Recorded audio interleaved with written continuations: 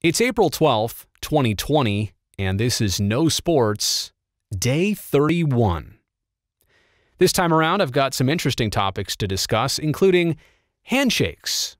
Are they set to become a thing of the past?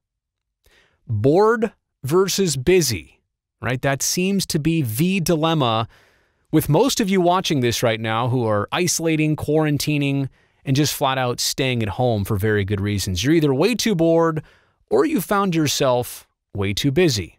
I've got some thoughts on that.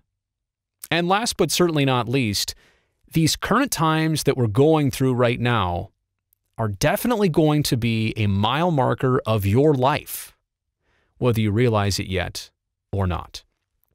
So let's begin with handshakes. Dr. Anthony Fauci was recently quoted on a podcast saying something to the effect of, if handshakes went away because of this COVID-19 pandemic in the near future, it wouldn't be the worst thing in the world for the world as it relates to infectious diseases. Now, I thought that was interesting, and I don't wholeheartedly disagree with it. I'm not condoning all of that, but hang with me here for just a second. I made a quick post on Instagram quoting him and also adding in the fact that I'm a person who meets a lot of strangers, and over all the years, I've never had any problem shaking anybody's hand or high-fiving or any kind of quick contact as a greeting, as a hello. But now, to be honest, because all of this, I'm a little scarred. I'm a little wounded, and I don't know how many hours, days, weeks, months, years it's going to take to get over this. And here's a person right now who I don't think I've contracted COVID-19. Fortunately, I don't know anybody directly who's dealing with this, so I can't even imagine if my situation were much worse than that. How much more careful and phobic I would be to germs. My point, though, on Instagram, as I just was quickly trying to say, is that I hope anybody realizes who's trying to give a handshake and gets left hanging, I hope they can have an understanding that not everybody is going to want to be very willing to get close and to make contact as soon as things become any sense of normal in the future. And that was met with a lot of agreement, but it was also met with some response and some feelings that you're taking normality of life away, and humans have existed all these years shaking hands. It's never been a problem. You can't say that this one thing is going to kind of change a routine and change a practice that has existed for so long. Some people called me soft for feeling this way, and just certainly disagreed with the idea and the notion that we should calculate our risks. And that's all I'm trying to say in this. In the future, everything has always been a calculated risk. Every single move you make, thing you do in life is a calculated risk. So moving forward, I'm not suggesting that you're going to stop hugging your family or playing sports or being romantic in a dating situation. All those things were mentioned as, well, what about this? Even some people said to me, what about the little high five lap you make at the Coliseum with fans after the A's win a game? I know, I get it. It is a huge dilemma. I don't really know what to do right now. I just want to say, though, I hope we're leaving some space open for those who don't feel comfortable shaking hands with a complete stranger. Think about that for just a second. You just met somebody, and you're going to put one of the most germy spots on your body right on theirs, make contact. Have you ever shook hands with somebody who gave you a wet or sweaty or clammy handshake? It is very unpleasant, to say the least.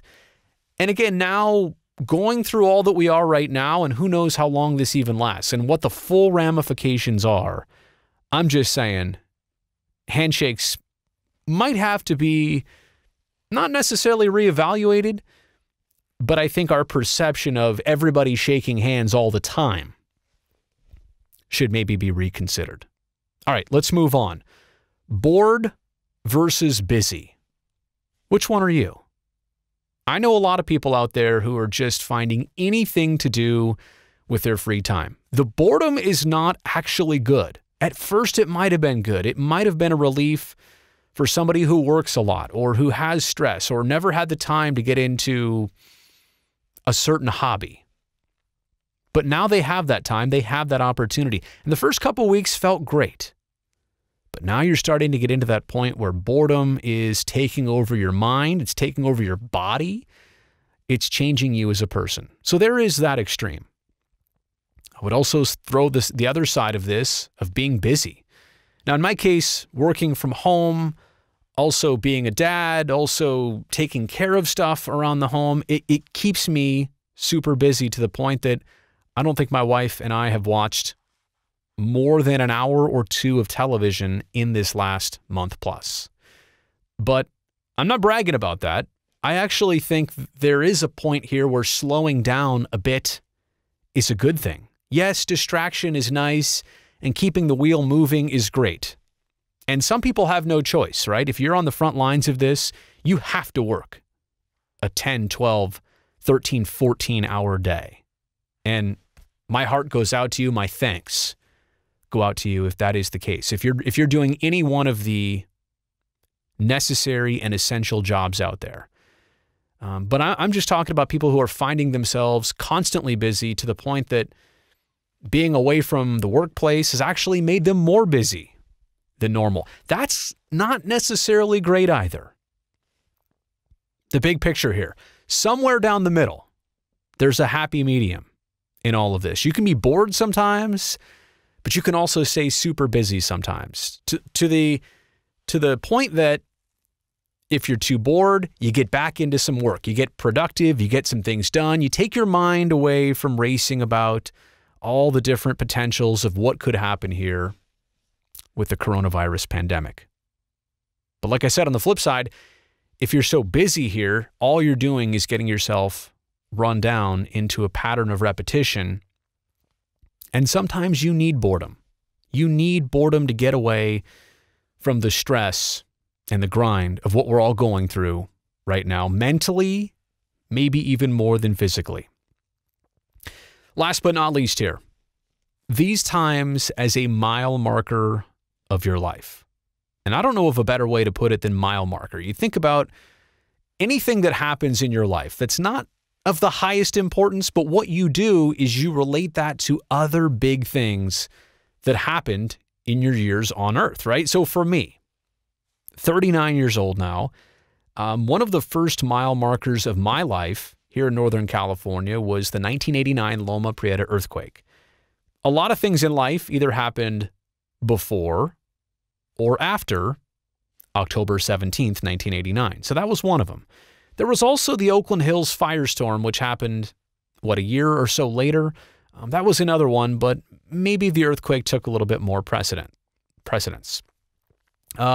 September 11th, 2001, which actually in rewind here wasn't so far away from the 1989 earthquake. You do the math, less than 15 years away, but 9/11, 2001, that was another huge mile marker of my life and probably yours too. A lot of things happened either before 9/11 or after 9/11. And those are all the ones that certainly have dealt with tragedy. There are other mile markers of my life. I realized graduating high school in 1999, things happened either before that or after that. Even in 2007 into 2008 of my life personally, I had a huge career shakeup. So that to me was a mile marker personally of life. Like I said, we all have group markers and individual markers. Those are mine from a group and individual perspective. But I don't know if it has sunk in yet to everybody that what we're going through right now is bound to be a mile marker of your life. And if you're going to go on and live another 50, 60, 70, 80, 90 years, I don't know how old you are or what the future holds, but if you're going to live all those years, this time right now is going to be one of a few defining periods of your life. And that's crazy to think about because we're in it right now. We don't know how this ends. We don't know the storyline of how we all do in this. How does it play out? Individually, collectively, we don't know. But we do know this: what we're experiencing is definitely something down the road in decades to come that we'll look back on and say, was that before 2020? Was that before COVID-19 or after? Just in the same way, I know a lot of people talk about the assassination of Martin Luther King Jr. or even President Kennedy or other major things that happened that the world took notice of. Did it happen before that or did it happen after that? So that does it here for April 12th, 2020. I can't believe we're in the 30s of this. This has been No Sports, Day 31.